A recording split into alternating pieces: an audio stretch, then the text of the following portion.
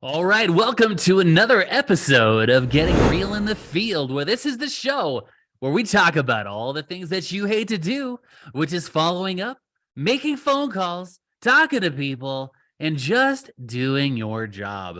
And I'm your host, JP Fluellen, and this is Kick Take. Woohoo! All right, man, we are back with another episode, man. Are you ready to do this? I sure am, man. I All sure right. am. Tonight's call, it's our podcast, I think will be very interesting, actually. I would agree. I would agree. It's going to be very good. You want So, to share the secret? yes.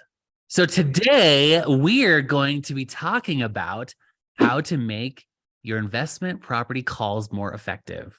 Okay, that's right, JP. So, hey, if you guys lately, I've been getting a lot of calls from my clients asking about investment properties, and the topic, I think we can go in depth a lot, but the main question I usually get is, how do I do those calls, right? And it all is about effective communication and when it comes to closing the deals and managing the properties for investment properties. That's right. So Keck, what's the first step in making a successful investment call? Preparation, man. Preparation.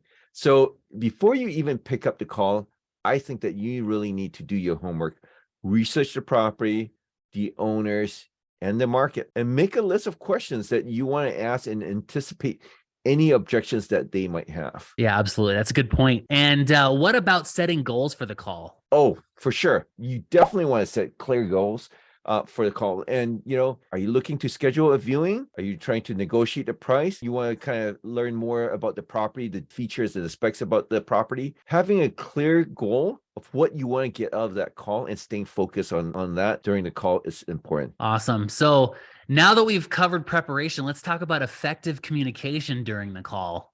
What are some key tips? Yeah, man, there's a whole bunch. But first and foremost, I say be confident and professional. You want to definitely introduce yourself and talk and share your intentions with them clearly and concisely, right? Listen to the other person on the line, your prospect, and just respond appropriately. You want to be clear about what you're doing, what you want to get out of it.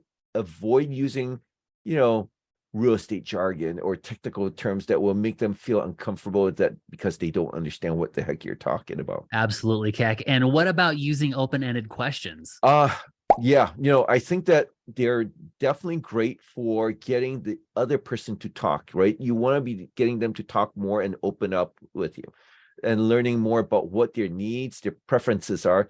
Listen to them intently, be actively listening. Do not click and start doing other stuff while you're talking to them, but listen. And, questions like, what are you looking for in an investment property? How do you see this property fitting into your portfolio can provide you valuable insights of what you're looking for. Awesome. All right. So we're going to talk about next is overcoming objections. Okay. So what if you encounter objections during the call and how do you overcome them? Sure. First of all, I would say there's actually two things. First of all, be ready for objections. It's almost a given, right? 99.9% of the time you will get an objection, if not a flat out no. So don't take it personally. Listen carefully to their objection and address it directly. So for example, if they say, hey, they're not interested in a property because it needs too much work, you could suggest that, you could help them find contractors to make the necessary repairs. I know it sounds so simple and obvious, but give it a try and you'll be surprised by that. Absolutely. That's great advice, Keck. And what if you're unable to overcome those objections? Gosh, in that case, don't push too hard. Respect it. You will not win everybody over. So respect their decision and then be polite and professional and just kind of leave the door open for future opportunities by just saying thank you, thanking them for their time, and letting them know that you are always available to answer any questions that they might have. And I will tell you personally, even in any business, let alone for, prospecting potential clients, I've had them reach back out when they became ready. So always leave the door open by being polite and courteous. Awesome. All right. Well, that is all the time that we have for today. Thanks for joining us. And we hope that you found these tips helpful for making your real estate investment property calls more effective. Fair enough. And remember, preparation, communication, and overcoming objections are key to building a successful relationship in the world of real estate investing. And until next time, happy investing. Absolutely. Well, that concludes another episode of Getting Real in the Field, and we'll catch you all. Oh, before we go, Keck, if people want to know what's going on in your world, how can people get a hold of you? For sure. Check us out. Go to my website, fieldnotes.ai. That's the company that I'm a part of. And then if you want to call me directly, my number is 425-740-0260. And how about you, JP? You can just shoot me a text at 307-772-1184 if you want to know more about what we're doing over here at Real Broker. And shoot me a text. Just text the word real. And I'd love to have a conversation about real estate investing, investing as an agent, or just investing in general. I've been doing this a really long time, both as an agent and a real estate investor.